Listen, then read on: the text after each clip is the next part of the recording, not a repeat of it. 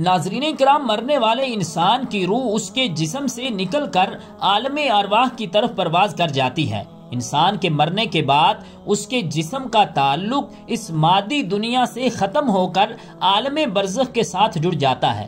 موت کے بعد بھی روح کا جسم کے ساتھ ایک خاص فاصلاتی تعلق برقرار رہتا ہے، جس کی وجہ سے دونوں ایک دوسرے پر بیتنے والے معاملات سے آگاہ رہتے ہیں۔ عالم برزخ اس سے جہتی مادی دنیا سے الگ تھلگ جہات پر مبنی ایک جہان ہے۔ مرنے والے کا مردہ جسم اسی دنیا میں موجود ہونے کے باوجود اس مادی دنیا کے احساسات سے عاری ہو چکا ہوتا ہے اور وہ عالم برزخ کے معاملات کو محسوس کرنے لگتا ہے۔ مرنے والے پر عذاب یا راحت کا جو بھی معاملہ ہوتا ہے، کرۂ ارض کے مادی ماحول میں رہنے والے انسان اس کا مشاہدہ نہیں کر سکتے۔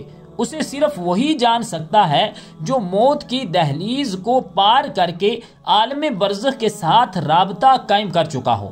مردے کو اپنے نیک یا بد اعمال کی وجہ سے جو راحت یا تکلیف محسوس ہوتی ہے، اسے زندہ انسانوں سے مخفی رکھنا اللہ رب العزت کے عظیم منصوبے کا حصہ ہے، تاکہ ایمان بالغیب کے حوالے سے انسان کی آزمائش کا سلسلہ کبھی ختم نہ ہونے پائے۔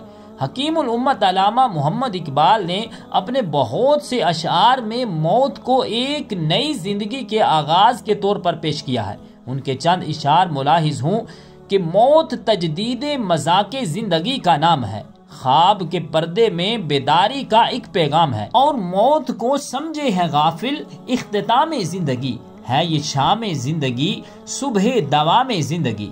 مومن کی موت کی تکلیف کو علامہ اقبال نے اپنے اس فارسی شعر میں جس بہترین انداز میں بیان کیا ہے، ان کی وفات کے وقت ان کی اپنی حالت بھی ایسی ہی تھی۔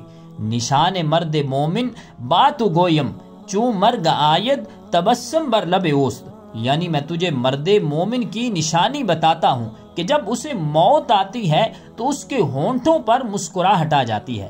اس دنیا میں ہماری پیدائش اور موت دونوں کی حیثیت سنگ میل کی سی ہے۔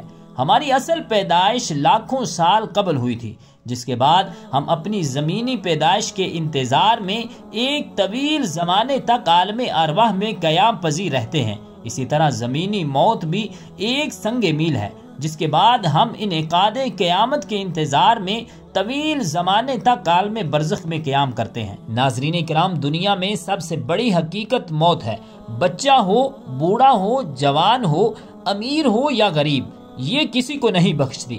ہر زندہ چیز بالآخر موت کا لقمہ ہی بنتی ہے۔ حیران کن بات یہ ہے کہ موت کی حقیقت کو جاننے کے باوجود شاید ہی کسی انسان کو زندگی میں اس حقیقت کا ادراک ہوتا ہو۔